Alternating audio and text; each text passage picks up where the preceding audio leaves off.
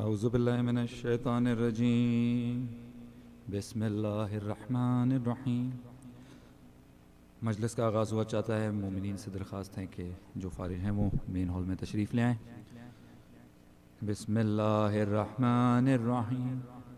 ان اللہ وملائکتہ یصلون علی النبی یا ایھا الذین آمنوا صلوا علیہ وسلموا تسلیما.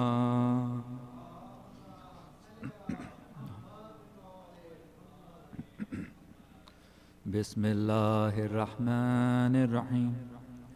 عن جابر بن عبد الله الأنصاري عن فاطمة الزهراء عليه السلام بنت رسول الله قال سمعت فاطمة عنها قالت دخل علي أبي رسول الله في بعض الأيام فقال السلام عليك يا فاطمة فقلت عليك السلام قال إني أجد في بدني ضعفا فقلت له أعيذك بالله يا أبتاه من الضعف فقال يا فاطمة ائتني بالكساء اليماني فغثيني به فأتيته بالكساء اليماني فغثيته به وصرت أنظر إليه وإذا وجهه يتلألأ كأن البدر في ليلة تمامه وكماله.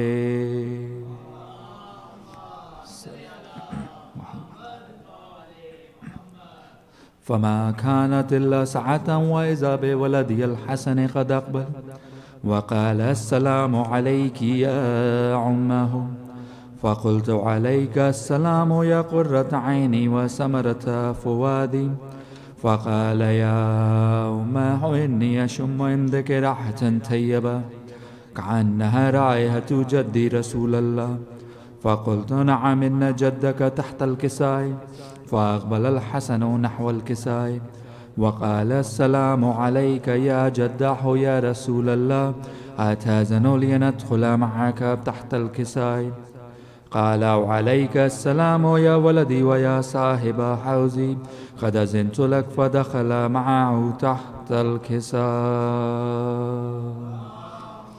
صلى الله فما كانت إلا ساعة وإذا بولدي الحسين قد أقبل وقال السلام عليك يا أمه فقلت عليك السلام يا ولدي ويا قرة عيني وثمرة فؤادي فقال لي يا أمه إني أشم عندك ريحة طيبة كأنها رائحة جدي رسول الله فقلت نعم إن جدك وأخاك تحت الكساء فدنا الحسين نحو الكساء وقال السلام عليك يا جداه السلام عليك يا من اختار الله يتأذن لندخل معكما تحت الكساء فقال وعليك السلام يا ولدي ويا شافع أمتي قد أذنت لك فدخل معهما تحت الكساء.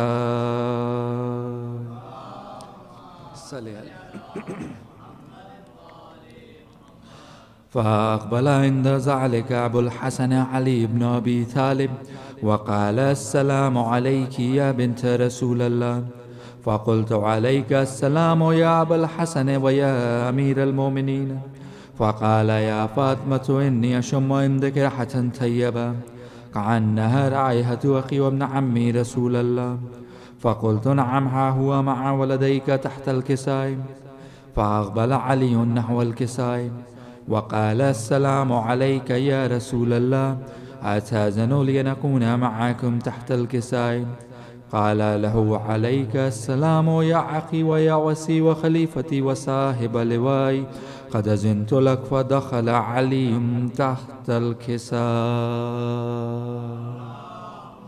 صلى الله ثم أتيت نحو الكساء وقلت السلام عليك يا أبتاه يا رسول الله أتأذن لي نكون معكم تحت الكساء قال وعليك السلام يا بنتي ويا بزعتي قد أذنت لك فدخلت تحت الكساء. صلى الله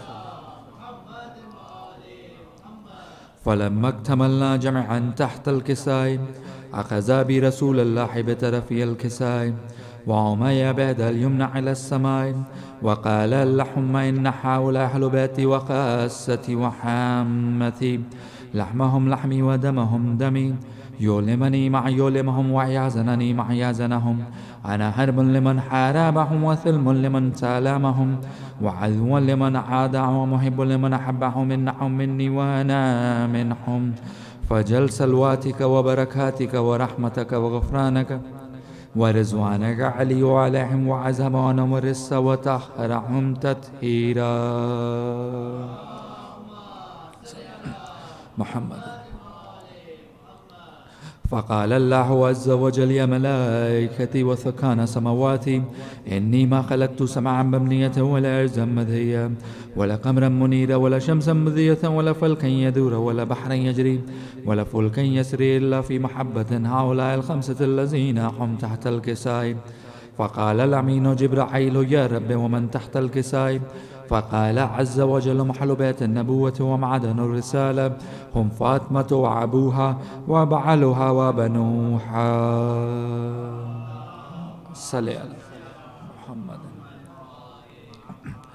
فقال جبرائيل يا رب أتهزن لنحبط إلى الأرض ليكون معهم سادسا. فقال الله نعم قد أذنت لك. فهبط الأمين جبرائيل وقال السلام عليك يا رسول الله.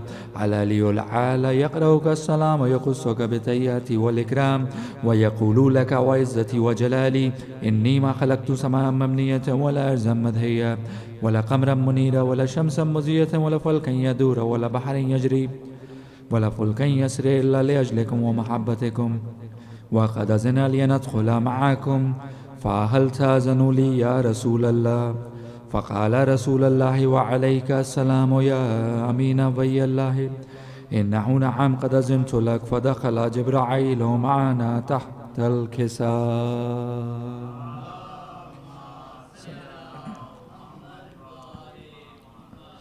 فقال لي بأن الله قد أوحى إليكم يقول إنما يريد الله ليذهب عنكم رجس أهل البيت ويطهركم تطهيرا.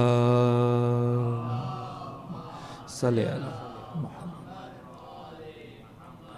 فقال علي لي يا رسول الله أخبرني ما لجلوسنا هذا تحت الكساء من الفضل عند الله. فقال النبي صلى الله عليه وآله والذي بعثني بلق نبيا واصطفاني برسالة نجيا ما ذكر خبرنا هذا في محفل من محافل أهل الأرض وفي هجم من شيتنا ومحبينا إلا ونزلت لهم رحمة وحفت بهم الملائكة واستغفرت لهم لن يتفرقوا. فقال علي عليه السلام إذا والله فزنا وفاز شيتنا ورب الكعبة.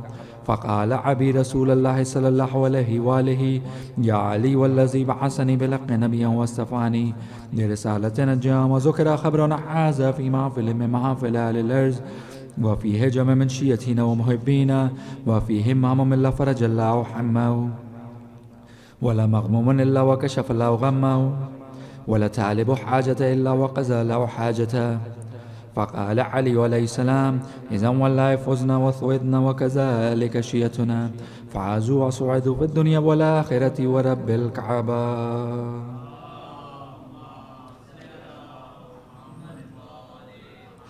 सूरह फातिहा की गुजारिश है हाज़रीन मजलिस के तमाम मरूमीन बिलखुसूस मरहुमा महविश जाफरी बिनते सैयद परवेज़ जाफरी और इनके ख़ानदान के तमाम मरूमीन की अरवाह के लिए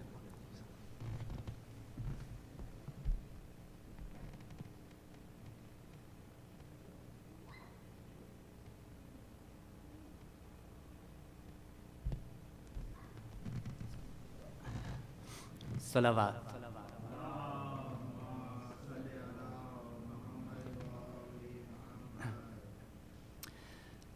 जब याद सकीना को तेरी आती है बाबा,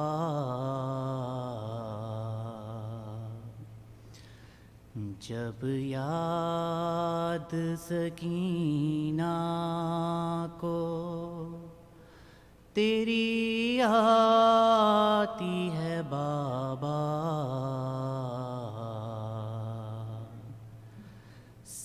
زندہ کی دیواروں سے ٹکراتی ہے بابا،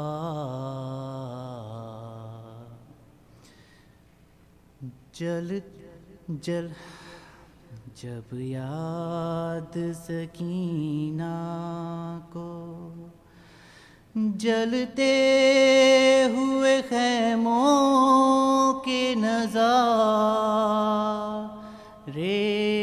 ہیں نظر میں، جلتے ہوئے خیموں کے نظارے ہیں نظر میں،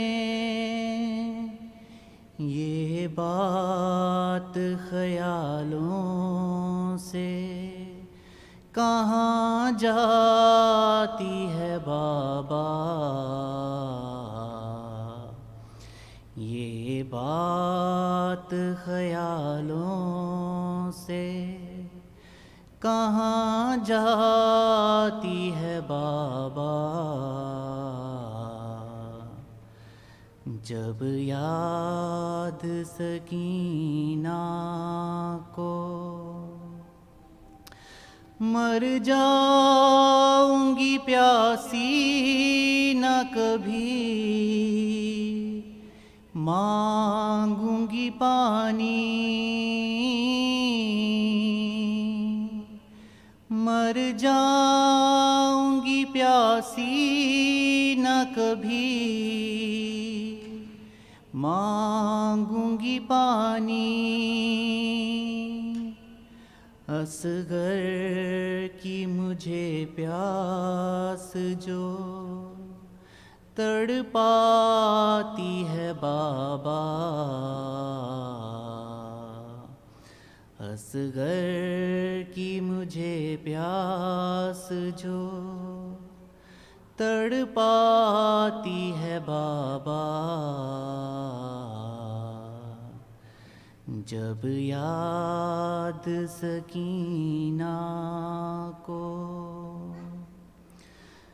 دربار یزیدی ہے بھلا کیسے میں جاؤں،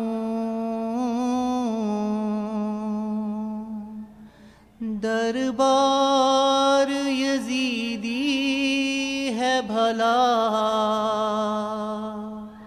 کیسے میں جاؤں، ہیں بال کھلے میرے حیا آتی ہے بابا،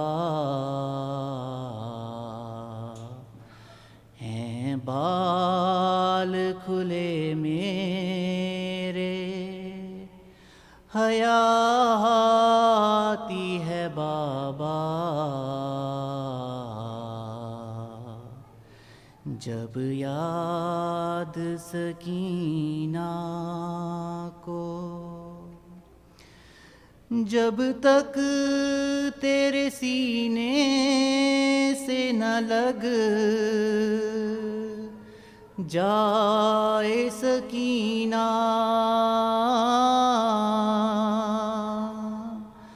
جب تک تیرے سینے سے نہ لگ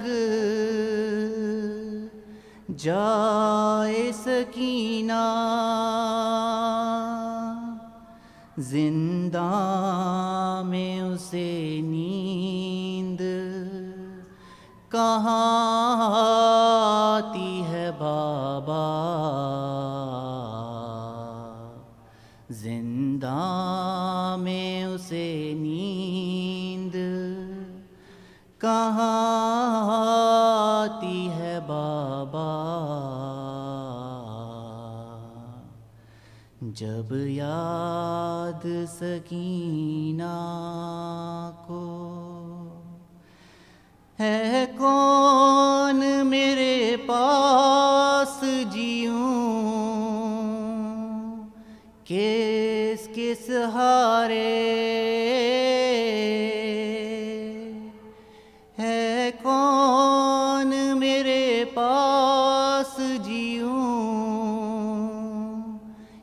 کس کے سہارے تنہائی میری موت بنی جاتی ہے بابا، تنہائی میری موت بنی جاتی ہے بابا، جب یاد سکینہ کو صلوات۔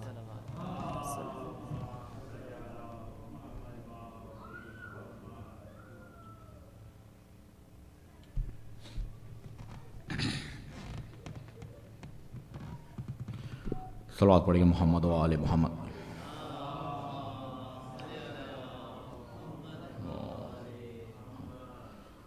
موت کی آغوش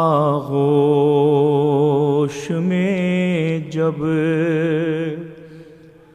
تھک کے سو جاتی ہے ماں، موت کی آغوش میں جب تھک کے سو جاتی ہے ماں، اور تب کہیں جا کر رضا تھوڑا سکون پاتی ہے ماں، اور فکر میں بچوں کی کچھ اس طرح گھل جاتی ہے ماں، نوجوان ہوتے ہوئے بوڑھی نظر آتی ہے ماں، اور روح کے رشتوں کی گہرائیاں تو دیکھیے، ہر چوٹ لگتی ہے ہمارے اور چلاتی ہے ماں، اور کب ضرورت ہو میری بچے کو اتنا سوچ کر جاگتی رہتی ہے آنکھیں، اور سو جاتی ہے ماں، اور مانگتی ہی کچھ نہیں اپنے لیے اللہ سے، اور اپنے بچوں کے لیے دامن کو پھیلاتی ہے ماں، اور سب سے پہلے جان دینا فاطمہ کے لال پر، ارے راہ معتبران و محمد کو یہ سمجھاتی ہے ماں، اور شمر کے خنجر سے یا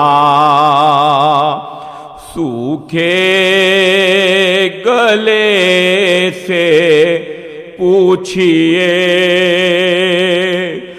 ماں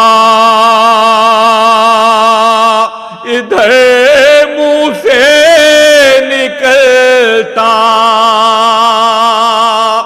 ہے ادھر آتی ہے ماں، اور اللہ اللہ اتحاد صبر لیلا اور حسین باپ نے کھینچی سنا سینے کو سہلاتی ہے ماں، اور ایسا لگتا ہے کسی سے کسی مقتل سے ابھی وقت عصر ایک بریدہ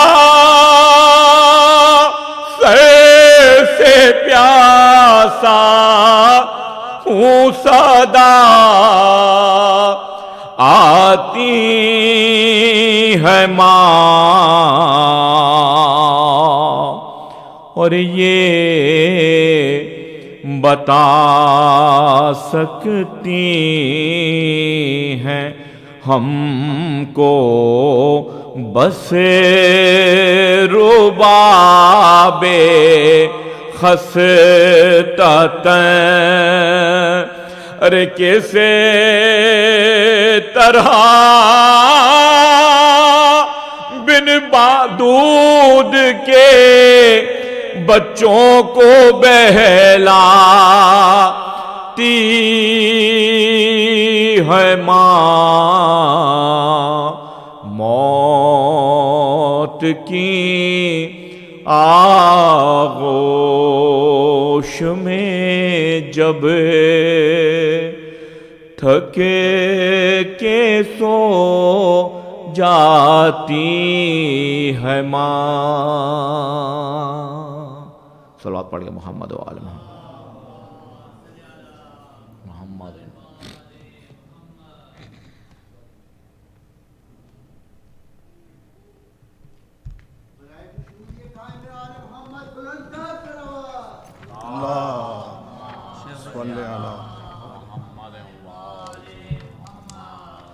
بار دیگر بلندتر صلوات۔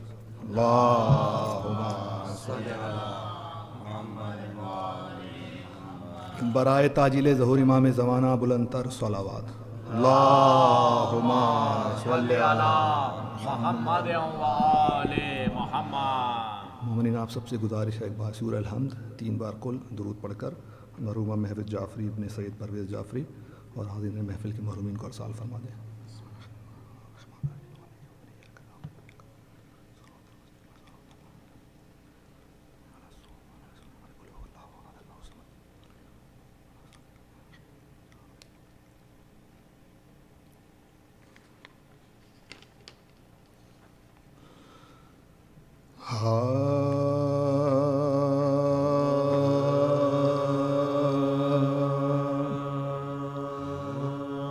اشک نکلے جو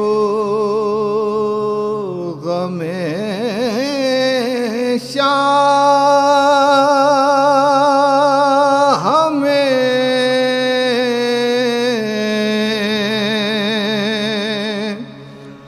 پانی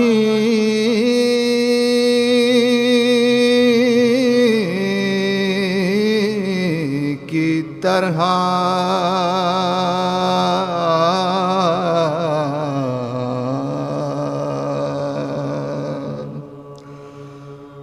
اشک نکلے جو غم شاہ میں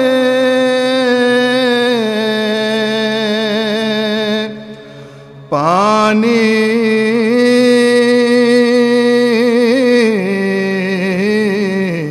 کی طرح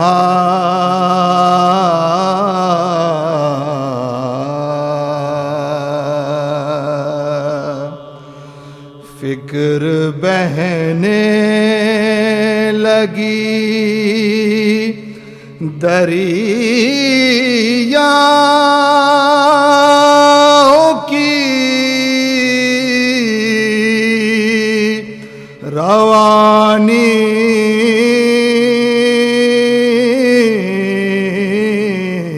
کی طرح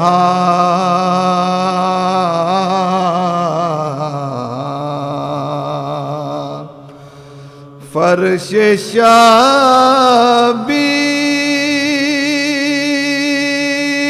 شبیر سے کردار بنا کر اٹھو فرش شبیر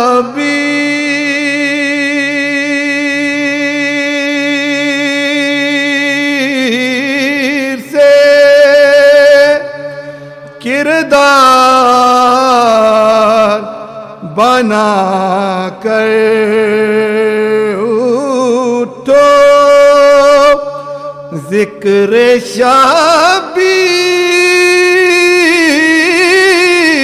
نہ دہراؤ کہانی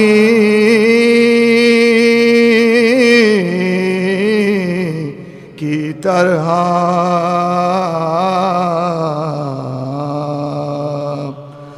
اشک نکلے جو نعرہ صلوات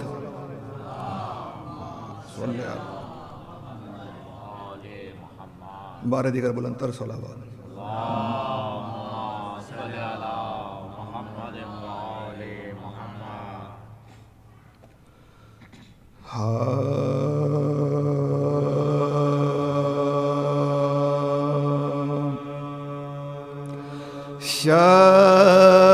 شبیر کو خالق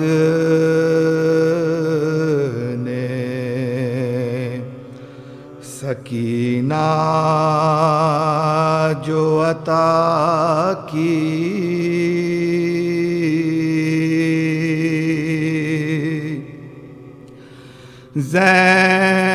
زینب کسی صورت تھی سب اس ماہ حلقہ کی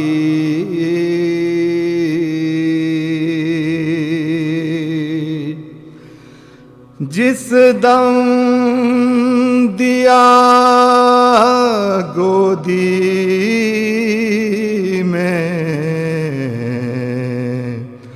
اسے لا کے چچا کی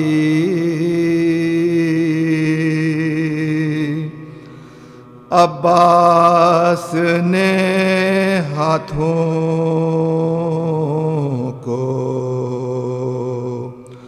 اٹھا کر یہ دعا کی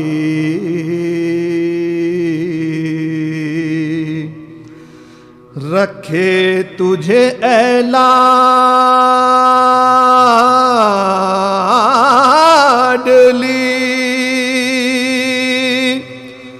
اللہ سلامت دنیا میں رہے سر پہ تیرے شاہ سلامت،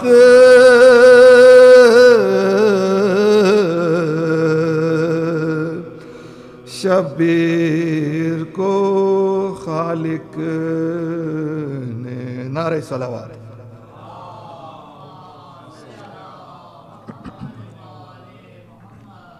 بارے دیگر بلندتر صلوات.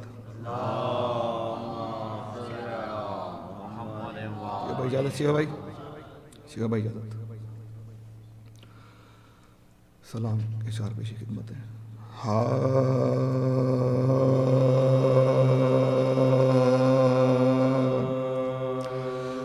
کربلا کی خاک پر کیا آدمی سجدے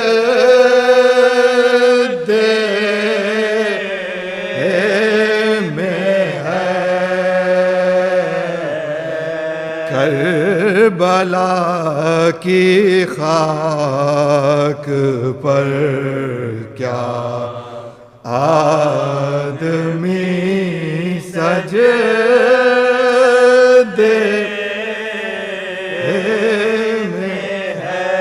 موت رسوا ہو چکی ہے زندگی سجدے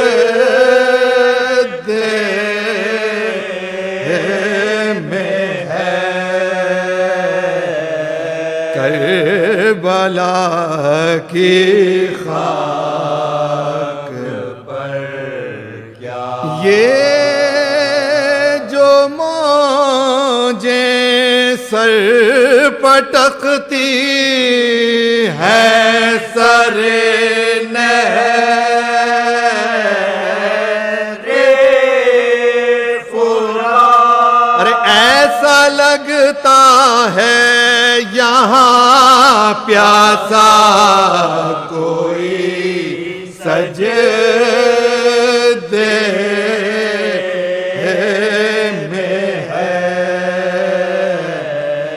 کربلا کی خاک پر کیا وہ جو ایک سجدہ علی کا بچ رہا تھا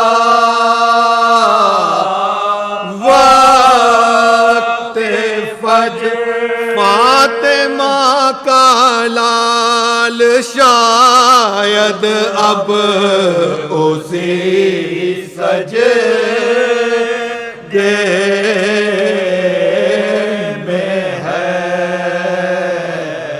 کربلا کی خاک پر کیا وہ جو عاشوراں کی شب گل ہو گیا تھا، ایک چارہ اب قیامت تک اسی کی روشنی سجدے میں ہے، کربلا کی خاک پر کیا آدمی سجدے میں ہے.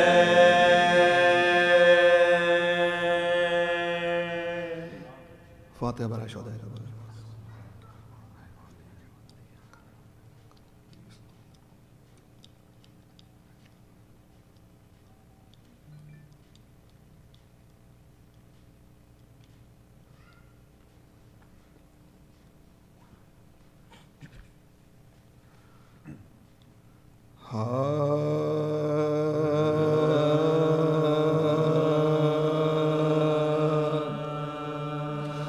سر جو شبیر کا زندان میں لائے خدا،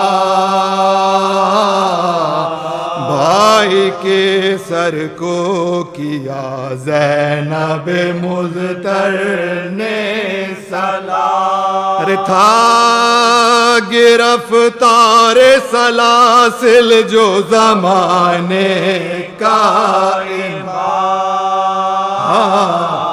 اٹھا تعظیم کو لے کر شہ مظلوم کا داشت حلقے میں لیے کشتہ غم رونے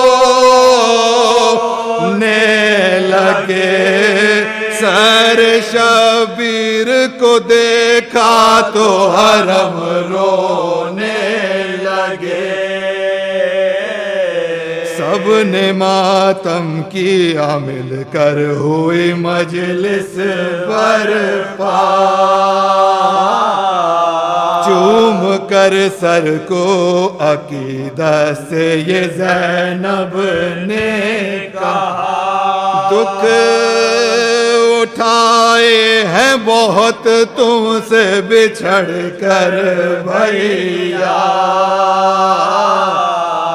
اپنی آغوش میں سر بالی سکینہ نے لیا، ارے رو رہے تھے سبھی رکتے ہی کہاں تھے آنسو، سر شبیر کی آنکھوں سے رواں تھے آنسو، حال کہنے کا یہ لمحہ جو سکینہ کو ملا، سر شبیر کو سینے سے لگا کر ارے چھوڑ کر ہم کو گئے آپ کہاں اے بابا، آپ کے بعد ستم ٹوٹے ہیں ہم پر کیا کیا، ارے میرے رخسار پہ جو نیل آیا ہے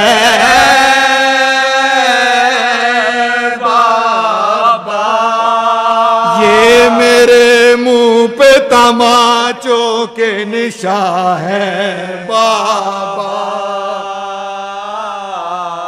ارے آپ میدان کو سدھارے تو بڑا ظلم ہوا،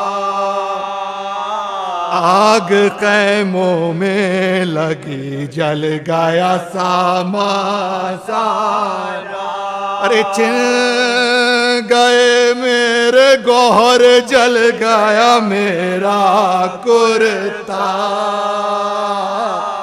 روتی پھرتی تھی میں اس دشت بالا میں تنہا، ارے نہ دیا ہم کو کسی نے بھی سہارا بابا، ارے پوچھتا کوئی نہ تھا حال ہمارا بابا، روتے روتے ہوئی خاموش سکینہ ایک بار، کہا زینب نے کہ میں تیری مصیبت کے نثار، آ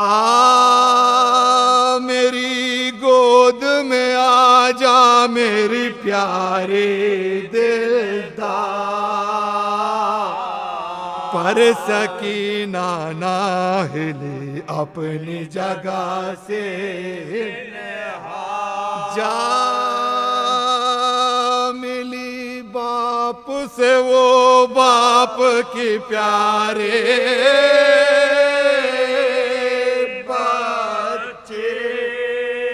ارے چل بسی شام کے زندہ میں دولارے بچے، قید سے ہو کے رہا جب یہ مدینے پہنچے، ماں کے کانوں میں سکینہ کے سخن گونجتے، ارے ماں کے کانوں میں سکینہ کے سخن گونجتے، ارے جو ستم بچی پہ ٹوٹے نہ بھلائے نہ گئے، ارے روتی پھرتی تھی وہ مظلوم یہی کہہ کے، ارے ہو کہ جب شام کے زندہ سے ہوا آتی ہے، اے سکینہ تیرے رونے کی صدا آتی ہے، اے سکینہ تیرے رونے کی صدا آتی ہے، سر جو شبیر کا زندان میں لائے خدا۔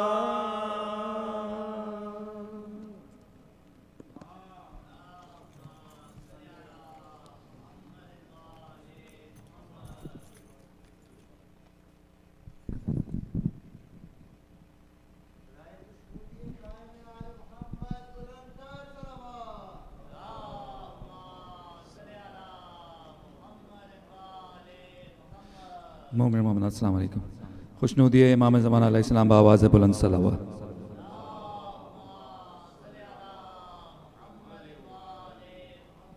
باب الہوا اسلامک سینٹر میں آج مجلس اعزا برائے ایصال ثواب اور مجلس چہلم مرحومہ محوش جعفری بنت سید پرویز جعفری کی مناسبت سے منعقد کی گئی ہے۔ بہت بڑا غم ہے ان کے خاندان کے لیے، ان کے غم میں ہم سب شریک ہیں، آپ لوگ سب شریک ہیں۔ آپ لوگوں سے گزارش ہے اپنی تمام عبادات میں مرحومہ کو بھی یاد رکھیں، خاندان کے لیے بھی دعا جاری رکھیں کہ ان کے خاندان کے تمام ممبرز کو صبر عطا کریں پروردگار اور ان کی مشکلات ساری آسان کریں۔ آپ لوگوں سے گزارش ہے سورہ فاتحہ کی حاضرین مجلس کے تمام مرحومین، بالخصوص مرحومہ مریم جعفری بنت مرحومہ محوش جعفری بنت سید پرویز جعفری اور ان کے خاندان کے تمام مرحومین کی ارواح کے لیے سورہ فاتحہ کی گزارش۔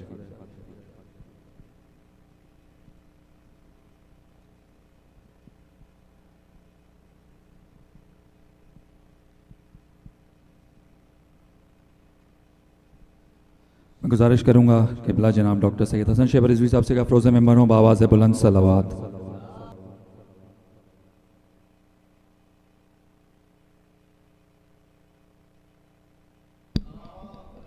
نعرہ تکبیر، نعرہ رسالت، نعرہ حیدری، بآواز بلند صلوات۔ اللہم صلی علی محمد و آل محمد۔ مومنین، ایک التماس ہے سورہ فاتحہ ہے، آپ سے گزارش ہے کہ محوش جعفری بنت سید پرویز جعفری کی روح کے لیے ایک دفعہ سورۃ الفاتحہ، 3 دفعہ سورۃ القل هو اللہ اور ایک دفعہ سورۃ القدر کی تلاوت فرما دیں۔ بسم اللہ الرحمن الرحیم، الحمد للہ رب العالمین الرحمن الرحیم مالک یوم الدین ایاک نعبد و ایاک نستعین اهدنا الصراط المستقیم صراط الذین انعمت علیہم غیر المغضوب علیہم ولا الضالین الحمد للہ رب العالمین۔ بسم اللہ الرحمن الرحیم، قل هو اللہ اللہ الصمد، بسم اللہ الرحمن الرحیم، قل هو اللہ اللہ الصمد لم یلد ولم یولد، بسم اللہ الرحمن الرحیم، بسم اللہ الرحمن الرحیم،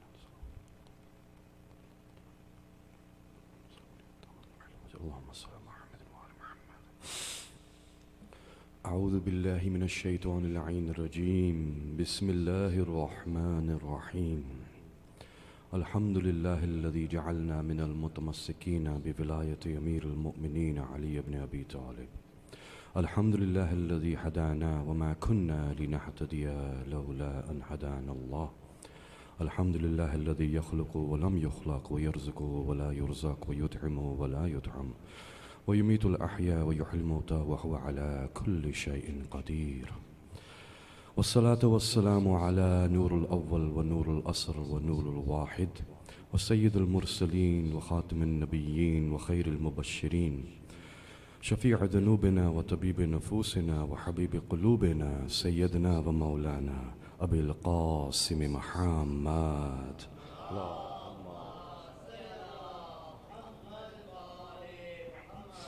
وعلى آله الطيبين الطاهرين المعصومين صلوات الله عليهم أجمعين الذين أذهب الله عنهم الرجس وطهرهم تطهيرا.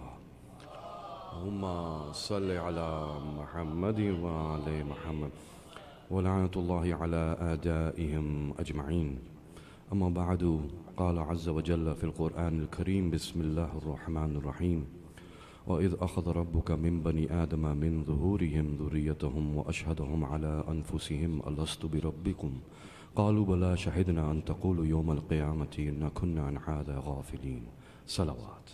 اللهم صل على وآل محمد. Dearest Mu'mineen, it is my great honor once again to look upon your beloved faces and continue our discussion. We have gathered because we have lost a loved one. A family has lost a loved one. And in these moments, it is always important to contemplate upon life and death and our existence, our purpose. Where are we coming from? Where are we? And where are we going? And these fundamental questions arise in any human being when they reach a stage of certain intellect. So once their intellect starts to mature and they start to receive an intellect that allows them to think abstractly, allows them to think what we call philosophically, then existentialism starts to come in. And the existential crisis, as they like to call it, it is one of the prime crises of our youth. Why am I? Where am I? Who am I? Am I? Am I even here? Do I even exist? Is there an existence for me? And I swear to you that none will be able to answer those questions better than Bab-e Madinatul Ilm. Because this is the source of true knowledge, this is the source of creation, this is where we will get our answers from. And many people, when they seek the answers in their religion, we see Christians adopting atheism, because they do not find the answer to where am I, why am I, who am I. And when we see other religions also adopting atheism, and this is one of the biggest epidemics that we have right now. It may be COVID on the exterior, but atheism on the interior. And what happens is we lose sight of our identity. We no longer know who I am, why I am, where I am. And I assure you that no one can answer this question better than the Ahlul Bayt. I assure you. And I have seen this, I have received testimonies from Christians. I was once at an Isali Majlis of a mixed family where they had Shia and Christian mixed together in the family. And so half and half. Half the population there was Shia, half the population there was Christian. I think after 30 minutes after I was done, I remember the young man who had passed away in a car accident, the Christian, his mother came and she said, I've been going to church my whole life. And I've been going to church for 60 years. And she said, I have never heard any discourse on life and death like this. And I said, that's because you have never come to the maktab of Ahlul Bayt. I said, these are the things that we have known. Our children know these things. And that is because we receive it from the original source. We receive it from the ones who saw creation unfolding before their very eyes, who saw the purpose of what was being made and why it was being made and where they were being sent and what they were being sent for. And we look at ourselves over here gathered together right now, and I see ones who may be 5 years old, ones who may be 10, ones who may be an infant, ones who are 20, 30, 40, 50, 60, 70, 80, 90, 100, all of us at different ages, your grandparents, your great-grandparents, the ones who are to come. How old are you really? How old are you really? When someone asks me my age, I tell them I don't know, but I think I'm at least 10,000 years old. and they look at me and say, perhaps you don't look 10,000. I said, no, you are also 10,000 years old. Oh, you young one who are asking me my age. And they say, how can I be the same age as you? And I say, you are looking at your birth date. That means your arrival into this world. But were you present before you came into this world? Did you have an existence? And if you had an existence, were you alive then or not? How have you defined life? In our last discourse, we negated the fact that the EEG, electroencephalogram on your brain, is your life. We negated the fact that just the beating of your heart is your life. We negated the fact that the respirations and your pulse are your life. Rather, your life began from the moment you were created, because He did not create you in death. Rather, He created you in life. Therefore, when were you created, and how long have you existed, and what were the forms of your existence? It is very hard for us when we see a body that is lying there, and when we see that body lying there and it is a loved one, then when we look upon that body, we never take the name of that person. That means, let me give myself as an example. When I die, and when that time comes when my breaths are no more, and I know that my breaths are counted, and I know that at any moment anyone can go, it is these families who get touched by these tragedies who come to realize the fragility of what we call life. This life, as you call it, is just a life of cellular biology. That means there is something happening within your body which we are calling life. But when you see my dead body there, and perhaps some of you will be gathered around me at that time, and when you look at my body and you see it wrapped in white sheets, if I am so blessed, then you will look at it and you will not say, here is Shaeba. You will not say, I am carrying Shaeba. You will not say, I am burying Shaeba, right? What will you say? You will say, here is Shaeba's body. And as soon as you say, here is Shaeba's body, that is telling you you have distinguished and separated and differentiated Shaeba from the body. That means you are saying that this is something else and Shaeba is something else. And until Shaeba was within this body was living. But now Shaeba is out of this body, and now this body is no longer living. But is Shaeba living or not?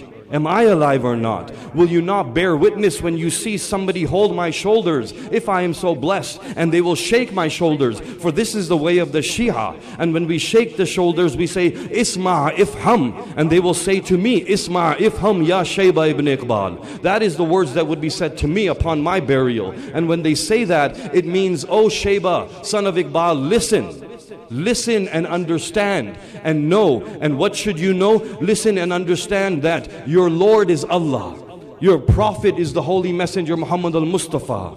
Your Imams are Ali ibn Abi Talib, and after him Hasan ibn Ali, and after him Hussein ibn Ali, and after him Ali ibn al-Hussein. And you will continue naming all of the Imams, and then you will say, your book is the Quran, your Lord is Allah, you believe in Jannah, you believe in Jahannam. And therefore when you are reminding me these things, know that nothing in our religion is just done casually.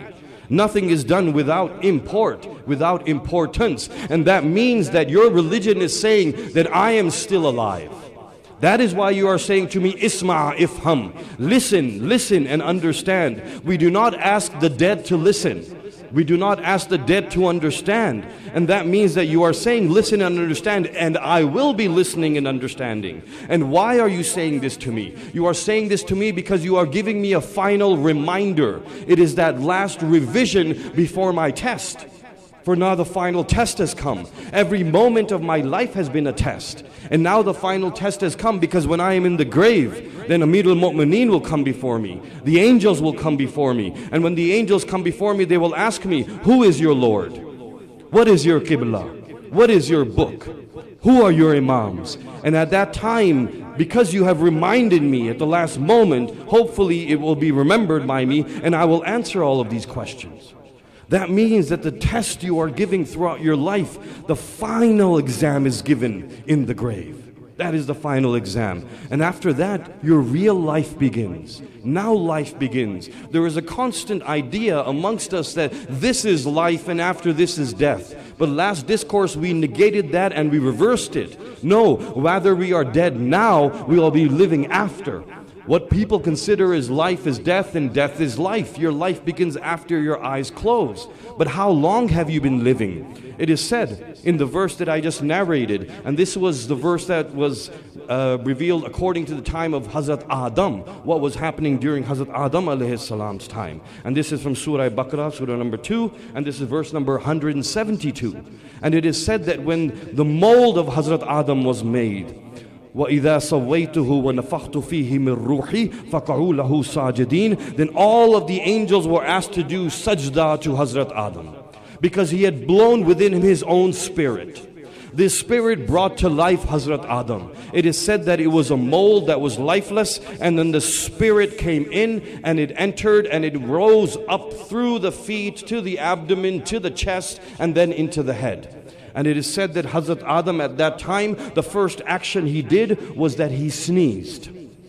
And then when he sneezed, he said, Alhamdulillah. And after that, it became sunnah to say Alhamdulillah after every sneeze. And the one who listens says Rahmakillah, because it reminds us of our original creation.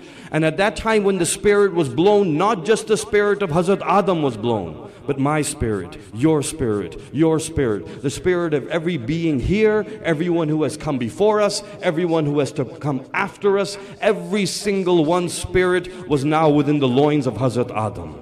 The loins are that part that is considered the lower back, and that is where you were. Whether you remember it or not, you were there.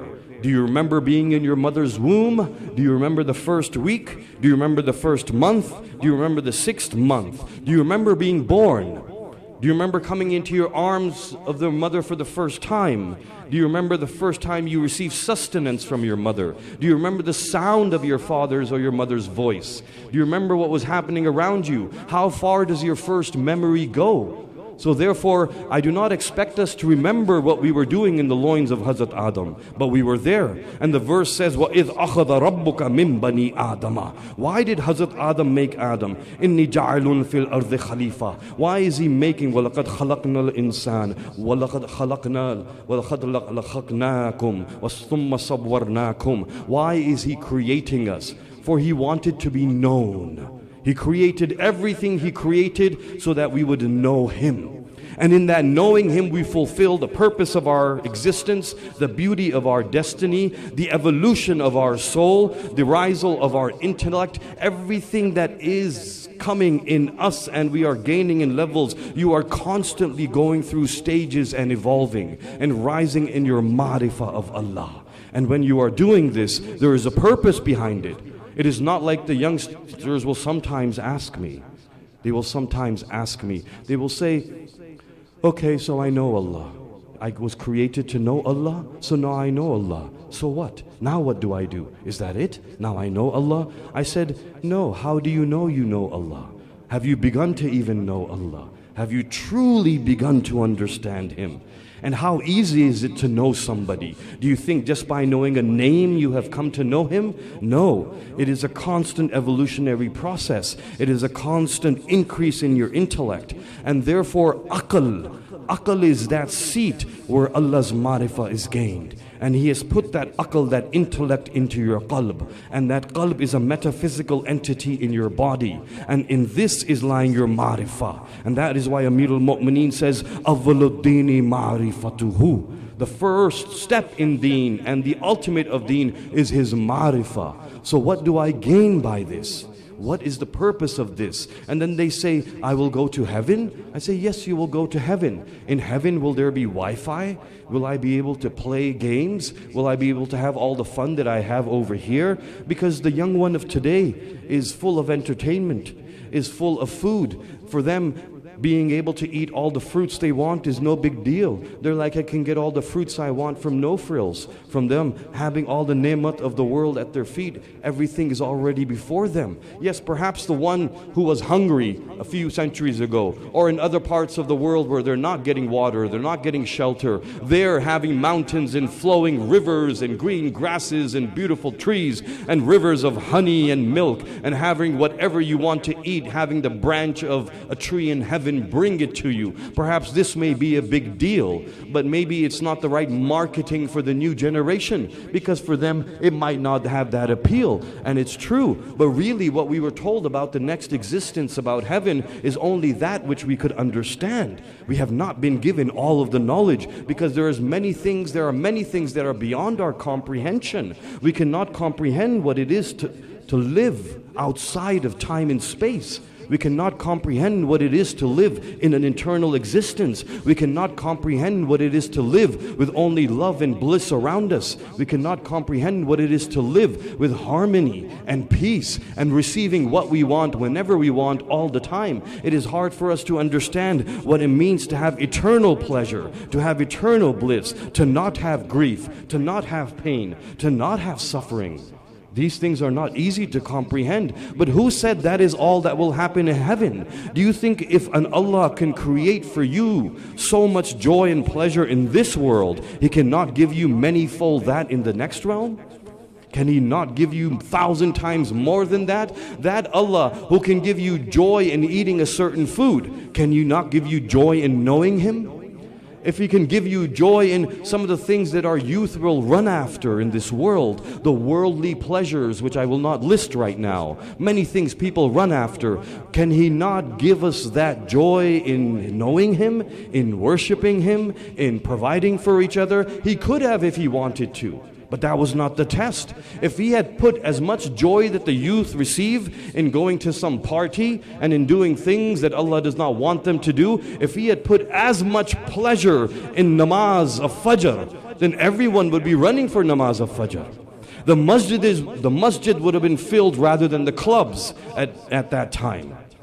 So therefore, it is up to Him what He has as a cause and what He has as an effect. If the effective is eternal bliss and joy, what is the cause that will lead to this? And now you find yourself in the loins of Hazrat Adam, and the verse says that He extracted every one of us. 172. And He placed us upon the skies of the Arsh. You have already been to the Arsh. And when you existed there, He asked you, am I not your Lord? Am I not your Rabb? Alastu bi Rabbikum. And everyone said, Bala, indeed you are our Rabb. That means I said it and you said it. Whether I remember or not, it was said. And then after that, we were placed back into the loins of Adam.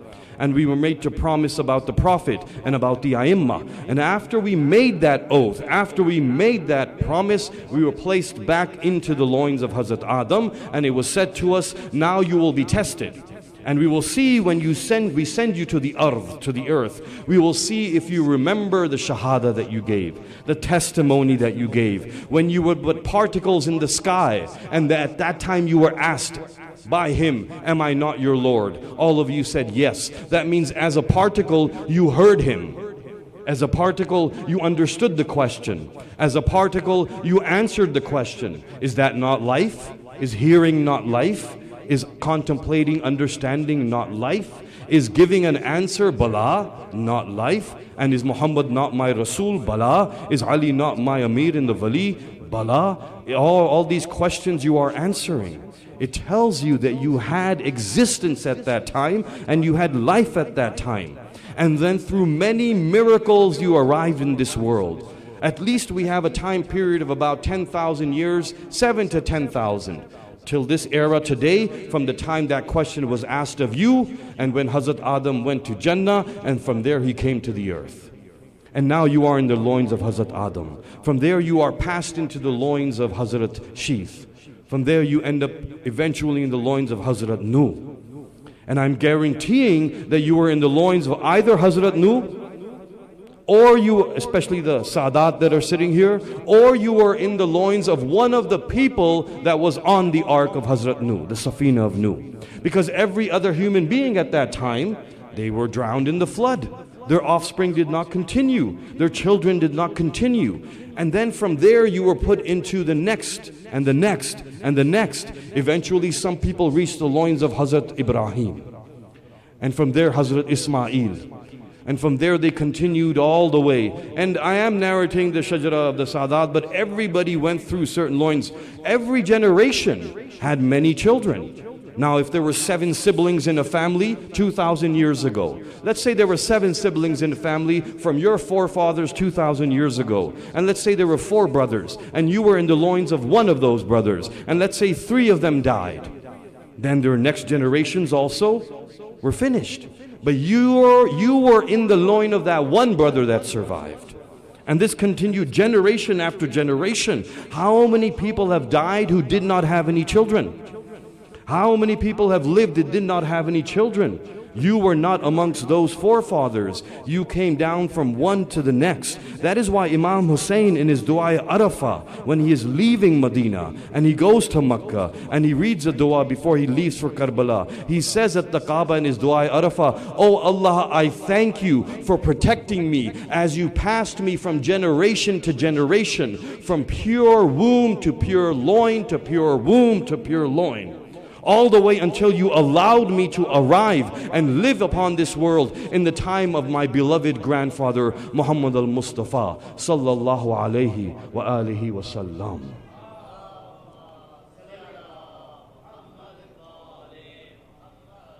I hope I am not going too fast.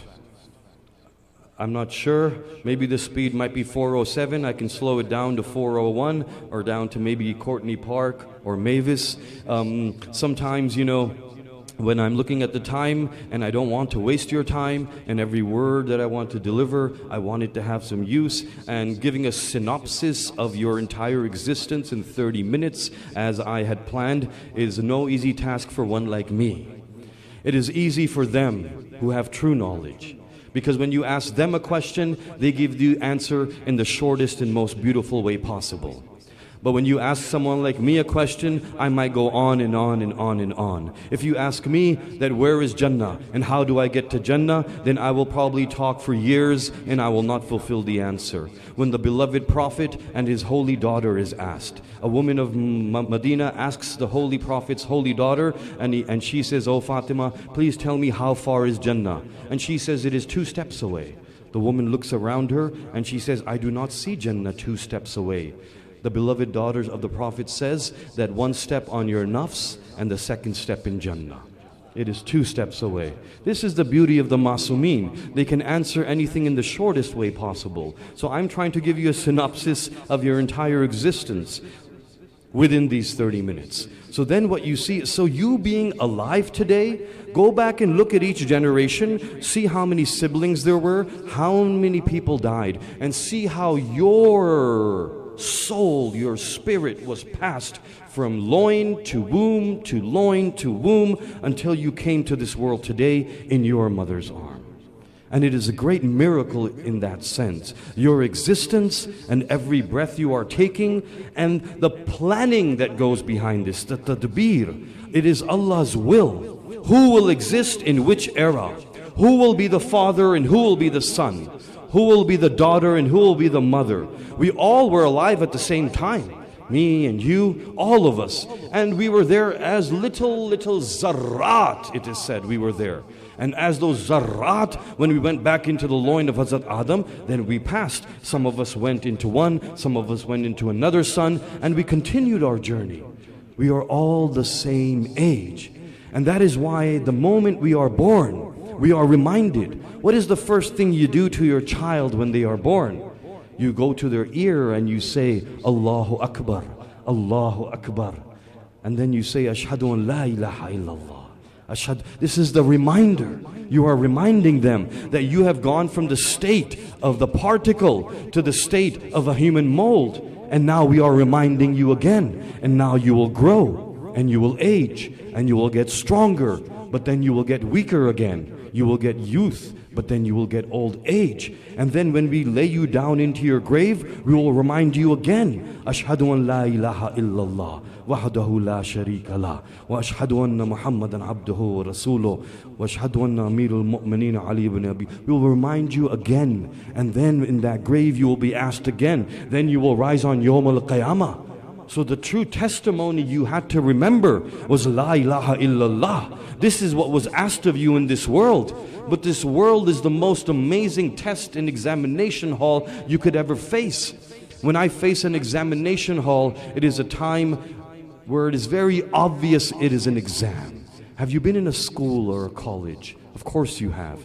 And when you've been in a school or college, you've been in the classroom. And the whole year the classroom is something else. The whole year the classroom is fun. We tease each other. We listen. We don't listen. We do what we want. Go to that same classroom at the time of an exam. Do you notice now the difference, the tension in the air? Everybody's look is different. The ones who were joking and smiling and laughing the other day now are serious. They're pacing back and forth. When I went through exams, you should have seen the medical students when they were going through their MBB. Somebody's vomiting, somebody's running to the bathroom, somebody's passing out, somebody's getting a hypertensive attack, somebody's getting anxiety. They have an exam now.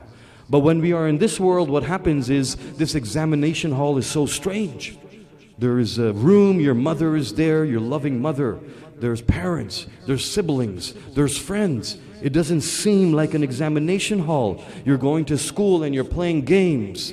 You're coming home and you're watching television. You're eating your favorite foods. It doesn't seem like an examination hall. But that dinner table is an examination. Your family is an examination. That school is an examination. Your job is an examination. Going to your job is an exam. Every breath you take is an exam. When you inhale and you exhale, what will you do with that moment that you have exhaled? Will you realize your true purpose? If you are sitting here right now, this is an effect. And the effect has a cause. And the cause is the muscles of your body are contracting. And that is an effect. And the cause of that is the interaction between the proteins in the muscles of your body. And the interaction between the proteins is an effect.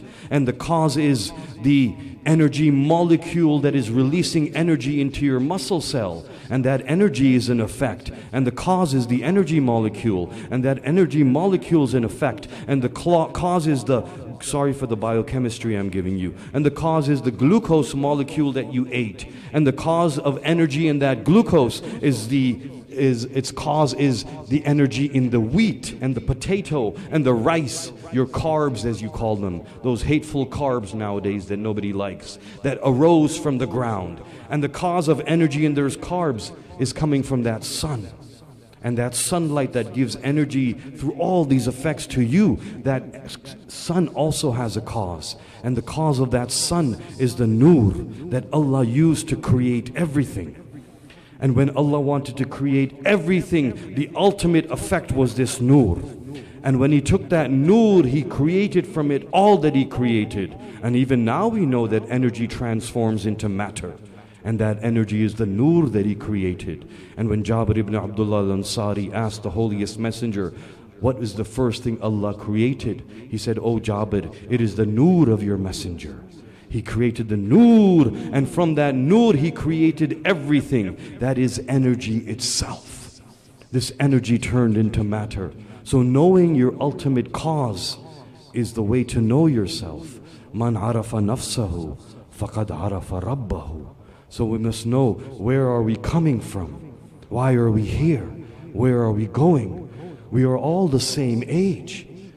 But we have been put in hierarchies in this world to test us. It is said that when Hazrat Adam looked upon the particles that were in the sky of the arsh, and as he looked upon them, he is the Prophet of Allah, the Khalifa of Allah, and he looks at the particles and he says to his beloved Lord, he says, "Oh Allah, I am looking upon these that are my offspring." And Allah says, "Yes, Adam, they are your offspring that are to come." He says, "I notice some are small, some are big, some are bright, some are dim." He says, "Why is there a difference between them? This difference will cause fighting and bloodshed amongst them." And Allah says that, "Oh Adam, I myself know what will bring them closer to me. I know that which of my creation, if I give them wealth, they will come closer to me. Which of them, if I give them poverty, they will come closer to me. Which of them, if I give them health, they will come closer to me. Which of them in sickness will come closer. Which of them in times of peace will. Which of them in times of hardship will." Every event that happens in your life is an invitation from Him to come closer to Him. It is Allah's invitation to you. He is constantly inviting you towards Him. Every blessing He gives you is an invitation. Every blessing He takes away from you is also an invitation. For He truly takes nothing away. Everything that He takes away is temporary, and it is all to be returned to you. And if you have lost someone, it does not mean the loss is forever. It is just for a little while. This life is the shortest time of your entire existence. In the loins of your forefathers, as a particle, as a dharra, for 10,000 years. Compare that to the life in your womb of your mother, 9 months. Compare that to the life over here, 20, 30, 50, 70. Compare that to the life in the qubur. That will be probably maybe centuries as well, depending on when Yawm al-Qiyamah comes. Compare that to the eternity after. What is the decades of life compared to what you were before and where you are going after? Is this world not just a bus stop? It just stopped for a moment. A train that stops at a station and you get out to maybe buy something, eat something, get back on and continue on your journey. That is all it is. That means that every moment He is inviting us towards Him. And He knows best how to bring you towards Him. And if we love each other, then the true source is Allah. That means if I have children, I do not love them because they are my children. I love them because Allah gave them to me. If I have parents, I do not love them because they are my parents. Take the word my out of your love and love everyone for the sake of Allah. Is this not what the daughter of Ali is saying when Amirul Mu'mineen asks her? And Amirul Mu'mineen says, "Oh Zainab, do you love Allah?" She says, "Yes, I love Allah. Allahu Ahad." And then he says, "And do you love me?" She says, "Once I have said I love one, then what can I say after that? If I have said him once, I cannot say anything after that, oh Baba." She is teaching us that of course she loves her father, but she loves her father because Allah gave that father to her. Your parents were given to you as a gift from Him. Your children were given to you as a gift from Him. Who will be sibling? Who will be brother? Who will be sister? Who will be husband? Who will be wife? Who will be spouse? Who will be grandparents? Who will be grandchildren? All of this decided by Him. And through that He is testing you. He is saying, I have given you a trust. Your parents are a trust. He has given you to them. Through the mother, He is explaining His mercy. Through the father, He is explaining His blessings. Through the brother and sister, He is explaining brotherhood, sisterhood. Through the spouse, He is explaining love. Through children, He is showing you love. His love encompasses all. It is only when you take all the love that is around you from every relationship, combine it together and know that all of it is because of Him, and know that you love them because of Him. That is when your love will elevate from the physical to the metaphysical, from the world to the eternal abode, from what is now. This will seem just like a moment to you. It is but a blink of an eye, and eternity waits, and all those who departed before you wait. And therefore, we see that the love and respect that you have for each other, this is the test. This is the test. And therefore, love your children for the sake of Allah. Know that He created them and gave them to you, so through them, you would understand how He loves you. He gave you, because when you love your children, they are not your creation. You do not know them like He knows them. You did not make them like He made them. Your parents, they are given to you so that you know how He loves you as well. And the same thing, He created all in pairs so you would know He had no pair. And that's why He created all in pairs. So again, from these moments we learn that life is nothing but that time to appreciate the love that He has put all around us. So let us live in harmony. Let us live in love. And let us do what is best for all of those around us. And every moment and every step you take, do it for Allah. And every time you smile at someone in your family, do it for Allah. When you embrace your children, do it for Him. And when we lose someone, it is not easy. It is not easy. You know, we were just listening to the Marsiya, and I will continue with that. Because when we see a father losing a daughter, when we see a husband losing a wife, when we see a brother losing a sister, it is not easy. And when we take our tears and our grief and we put it into Nahr-e Furat, when we put it into the Masaib of Imam Hussein, not only does it lessen our burden, but it turns our grief into sawab. It turns our grief into comfort, because no one will give you more comfort than the martyr of Karbala. And no one went through more hardship and lost more people in one day than the martyr of Karbala. And when a father loses a daughter, then we look at Hussein losing his daughter. And the way he lost his daughter, we see that, have you ever seen a man wearing armor, about to go on the battlefield, having his sword in his scabbard, and just as he gets on his horse to go and fight the enemy who has killed his Abbas, the enemy who has killed his Ali Akbar, the enemy who has shot an arrow in the neck of his beloved 6-month-old Ali Asghar.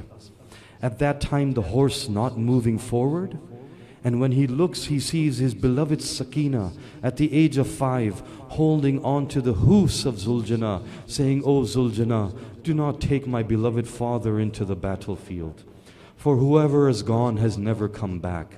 Have you seen any warrior in all the pages of history take his 5-year-old daughter, lie down on the plains of the desert, and put his daughter on his chest? For she was used to sleeping on the chest of her father, and put his daughter there and put her to sleep one last time. For he knows after this, Sakina will look for the chest of her father, but she will not find it. Instead, she will sleep in dark prisons, desert plains, on the cold earth. She will look for her father, but what will she see? She will see the cut head of her father upon her spear. बहुत से लोगों ने अपनी बहन को खोया, माओं ने बेटी खोई है। यकीनन ऐसा गम है जो कभी भर नहीं सकता ज़ादारो। ना हम कोई अल्फाज कह सकते हैं जिससे उस माँ को तसल्ली हो जाए। देखिए, औलाद माँ से पहले नहीं, माँ के बाद जाती है। अजीब इम्तिहान है अल्लाह का, जब किसी औलाद को कम सिनी के आलम में वालिदैन से वापस बुला ले अपनी तरफ। आसान नहीं है, छोटे छोटे बच्चे, आसान नहीं है। लेकिन आपको पता है कि इस गम से आप किसके गम के करीब हो गए हैं, किसके गम में आप शरीक हो गए हैं। आपको उस दुखियारी माँ के गम में शरीक कर दिया है। वो दुखियारी माँ जिसको सकीना की माँ कहते हैं, वो माँ कौन सी माँ? वो माँ जिसने अपने शीश माँ को तीर खाते हुए देखा, सर कलम होते हुए देखा। हाँ, बहुत सी माओं ने अपनी औलादों को कबूर के हवाले किया है, लेकिन जिस तरह से हुसैन और रबाब ने एक खेमे के पीछे जाके इन्ना लिल्लाहि व इन्ना इलैहि राजिऊन कह के एक नन्ही सी कब्र खोदी जुल्फ़िकार से, और हुसैन ने उस नन्हे शहजादे अली असगर को उस कब्र के हवाले किया है। बहुत सी माओं ने अपनी बेटियों को खोया है। यकीनन रबाब ने अपनी बेटी को करबला से कूफा, कूफा से शाम ताजियाने और तमाचे खाते हुए देखा है। भाई की बहन से मोहब्बत कैसी होती है? ऐसी होती है भाई जुल्म बर्दाश्त नहीं कर सकता अपनी बहन पर, जर्रा बराबर भी बर्दाश्त नहीं कर सकता। हाय सैयद सज्जाद के हाथ हथकड़ियों में है, पांव बेड़ियों में है, जंजीरें पहनी हुई हैं, और सामने शिमर बहन को ताजियाने मार रहा है। छोटी बहन को सज्जाद के सामने ताजियाने, क्या वक्त इम्तिहान है सैयद साजिदीन के लिए। بڑا مشکل وقت ہوتا ہے جب کوئی اپنا قبر میں جا رہا ہوتا ہے. لیکن آپ کو پتہ ہے کہ جب یہاں پہ میں نے دیکھا ہے کہ یہاں پہ قبرستانوں میں جب اپنا کوئی قبر میں رکھا جا رہا ہوتا ہے تو گھر والوں کو اس وقت تھوڑا دور کر دیا جاتا ہے کہ دیکھو آپ لوگ ہٹ جائیے, قبر میں اتاریں گے اور اس کے بعد تلقین آپ پڑھ دیجیے گا. ہر کوئی آ کے سہارا دیتا ہے, ہر کوئی آ کے سینے سے لگتا ہے, ہر کوئی آ کے کہتا ہے کہ جو آپ کو چاہیے آپ بتا دیجئے. آخری لمحے سب کے کسی نہ کسی مشکل میں گزرتے ہیں. ایک 5 سال کی بچی تھی زندان شام میں جو سو گئی تھوڑی دیر کے لیے. جب سوئی ہے تو خواب کے عالم میں اپنے بابا حسین کو دیکھا ہے. دیکھا کہ بابا ہے, سر پہ امامہ نہیں ہے. بابا حسین ہے لیکن سر تا پیر زخمی ہے. بابا حسین ہے لیکن ساتھ علی اکبر نہیں ہے, ساتھ چچا عباس نہیں ہے. جب سکینہ نے دیکھا حسین کو تو کہا سلام, کیا آپ ہی میرے بابا ہیں؟ اس وقت حسین نے اپنے آغوش پھیلائی اور کہا سکینہ میں ہی تمہارا بابا ہوں. سکینہ اب مجھ سے تمہاری جدائی برداشت نہیں ہوتی ہے. سکینہ او بھائی کے آغوش میں آ جاؤ. کہا کہ اس بابا کے آغوش میں آ جاؤ. کہا کہ جب سکینہ کی آنکھ کھلی اٹھ کے دوڑی لیکن کہیں بابا نظر نہیں آتے تھے. سکینہ کو دیکھا یہ تو وہی تاریک زندان شام ہے. سکینہ کبھی در زندان پہ جاتی ہے, ہر کونے میں دیکھتی ہے, ہر سمت نگاہیں گھماتی ہے. سب نے دیکھا سکینہ کس کو ڈھونڈ رہی ہے. سجاد نے بہن کو آغوش میں لیا. کہا کیا ہوا میری بہن سکینہ؟ سکینہ نے کہا بھیا میرے بابا ابھی مجھے لینے آئے تھے, میں اپنے بابا کو ڈھونڈ رہی ہوں, ابھی آواز آئی تھی. کہا یہی کہیں ہوں گے. سکینہ خاموش نہیں ہوتی تھی. کبھی پھپھی نے لیا آغوش میں, کبھی ماں نے لیا گود میں, لیکن سکینہ کا گریہ بلند ہوتا جا رہا تھا. ایک وقت آیا کہ ایک ملعون یزید نامی نیند سے بیدار ہوا. کہا کہ یہ شور کیسا ہے؟ اس وقت اس شور کو جب دیکھا تو کہا کہ ایک بچی ہے جو زندان میں بابا کو یاد کر کے رو رہی ہے. کہا اس نے کہ سر حوالے کر دو. کہا کہ جب سر پہنچا ہے زندان میں, سید سجاد کھڑے ہوئے, سلام کیا حسین کے سر کو, اپنے سینے سے لگایا, آقا زادی بنت علی کے حوالے کیا, آقا زادی نے سکینہ کے حوالے کیا. جب سکینہ نے گود میں بابا کے سر کو لیا تو بابا کے گال پہ اپنا گال رکھا. جب گال رکھا تو کہا بابا آپ کے بعد سکینہ نے بہت تماچے کھائے ہیں. بابا آپ کے بعد مجھے پیاسا رکھا گیا. بابا آپ کے بعد مجھے سونے نہیں دیا. بابا کہا کہ ایک وقت آیا کہ بچی کی آواز خاموشی میں تبدیل ہو گئی. اس وقت گریہ بلند ہوا. کچھ مستورات اہل بیت اس زندان میں رو رہی تھی.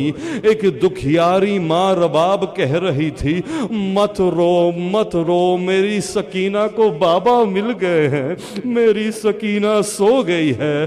اس وقت سید سجاد نے جب سکینہ کے ہاتھ پہ ہاتھ رکھا, کہا انا للہ و انا الیہ راجعون. کہا گریہ برپا ہوا. سلام ہے اس بھائی پر جس نے اپنی بہن کی ننھی سی قبر اس زندان میں اپنے ہاتھوں سے کھودی ہے. نہ جانے کس طرح سے سکینہ کو اس قبر کے حوالے کیا ہوگا, میں نہیں جانتا, لیکن کہا کہ حوالے کر دیا قبر کے. اور وہ وقت آیا کہ یہ قافلہ شام سے کربلا, کوفہ سے مدینہ پہنچا. ایک دکھیاری ماں اپنی سکینہ و علی اصغر کو یاد کرتی تھی, اپنے حسین کو یاد کرتی تھی. وعدہ کیا تھا کبھی دھوپ میں کبھی سائے میں نہیں بیٹھوں گی. کہا روزانہ صبح دھوپ میں بیٹھ جاتی تھی رباب, اور یا حسین یا سکینہ کرتی جاتی تھی. کہا کہ ایک دن ایسا آیا کہ بی بی زینب نے دیکھا اور سجاد سے کہا کہ اب مجھ سے رباب کی حالت دیکھی نہیں جاتی ہے, ان سے کہو کہ بارش سے ہٹ کے اندر آ جائیں.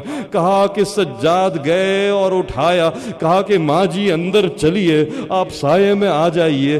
جب ماں اٹھی تو یہ کہہ رہی تھی کہ اے اللہ رباب کی لاج رکھ لینا، میں نے حسین سے وعدہ کیا تھا کہ کبھی دھوپ کو نہ چھوڑوں گی، ایک امام سے وعدہ تھا، ایک امام کا حکم ہے۔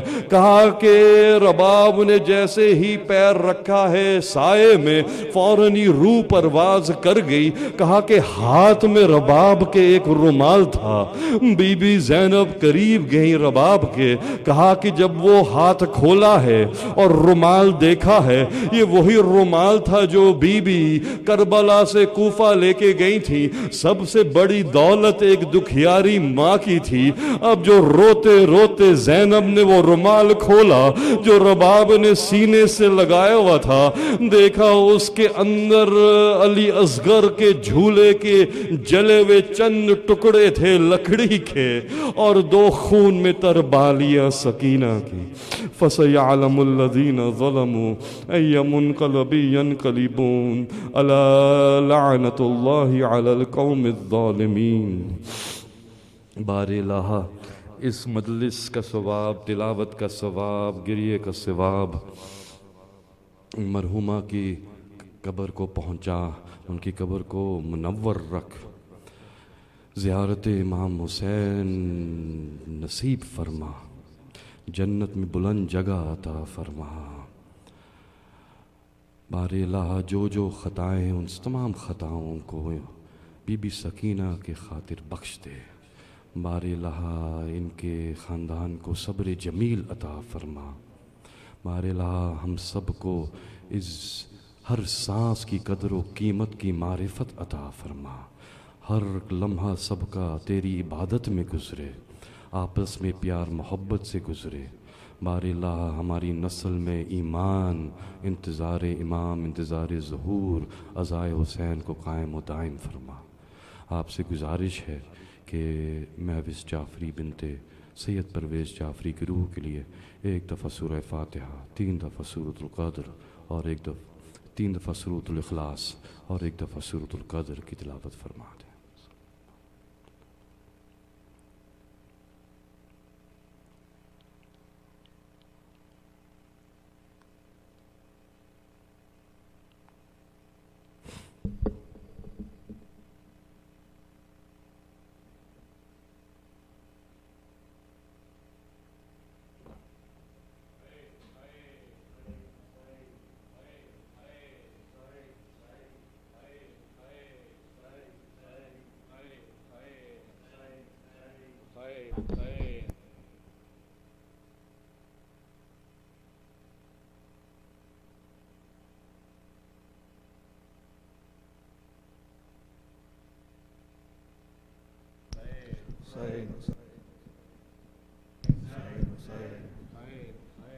حسین جب خیمے میں رخصت کو شہ بحر و برائے، چلائی سکینہ میرے بے کس پدرائے، شہ کہتے تھے بی بی ہمیں رو کر نہ رلاؤ، پھر پیار کریں ہم تمہیں منہ آگے کو لاؤ۔ وہ کہتی تھیں ہمراہ مجھے لے کے تو جاؤ، میں کیا کروں میدان میں گر جا کے نہ آؤ۔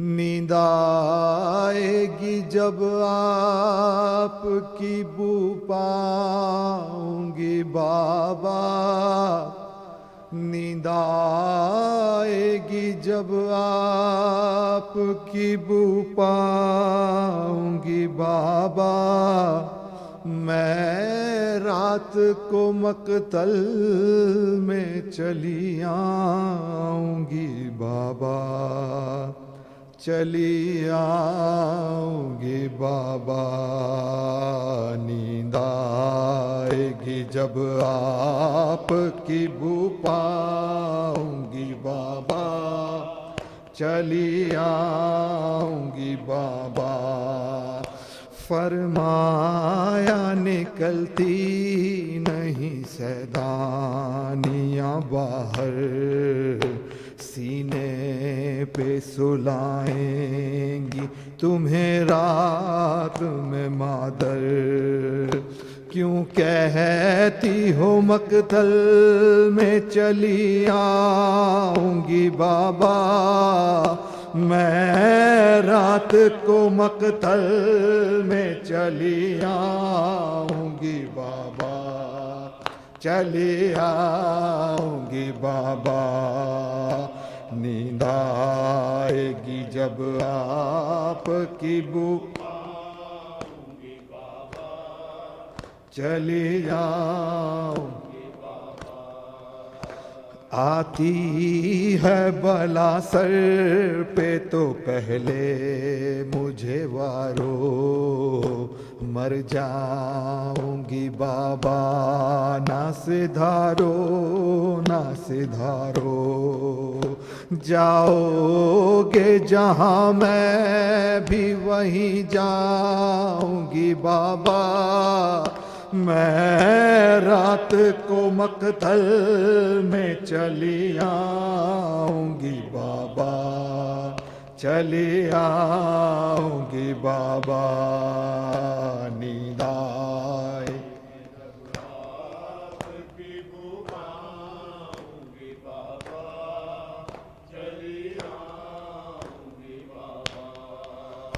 کچھ دور نہ تھے ہم پا تمہیں نیند نہ آئی، کیا ہوئے گا جب ہوگی مہینوں کی جدائی، بی بی نہ کہو میں نہیں سو پاؤں گی بابا، میں رات کو مقتل میں چلی آؤں گی بابا، چلی آؤں گی بابا، نیند آئے گی جب آپ کی بو پاؤں گی بابا، چلی آؤں گی بابا، وہ حال انی سب نہیں ہو سکتا ہے مرحوم، جس طرح چھٹی باپ سے وہ دختر مظلوم، نوحہ تھا یہی جس کا نہ جی پاؤں گی بابا، میں رات کو مقتل میں چلی آؤں گی بابا، چلی آؤں گی بابا،